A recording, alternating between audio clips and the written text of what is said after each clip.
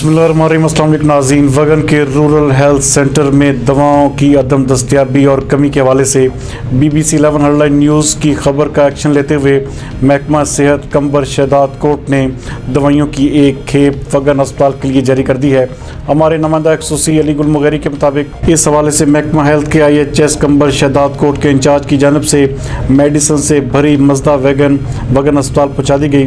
दवाइयों की ये खेप अस्पताल पहुँचते ही मरीजों में खुशी की लहर दौड़ चुकी है। इस मौके पर IHS के जिला कंबर शहदाद कोर्ट के इंचार्ज नबी बख्श भुट्टो का कहना था कि अस्पताल में मेडिसिन की कमी का सबब बजट देर से रिलीज होना था, इस वजह से ये मेडिसिन टाइम पर न पहुंच सकी। मजीद उनका कहना था कि जब से वगन सेहत मरकज IHS को हैंड ओवर हुआ है तब से अस्पताल में बेहतरी आई है और इंशाल्लाह अस्पताल के लिए आने वाला बजट भी मरीजों पर खर्च होगा और अस्पताल को बेहतर से बेहतर बनाया जाएगा। जबकि दूसरी जानब वगन शहर के सियासी व समाजी रहनुमाओं ने BBC 11 हेडलाइन न्यूज़ की इस कारकर्दगी को शानदार अल्फाज में खराज तहसीन पेश किया है।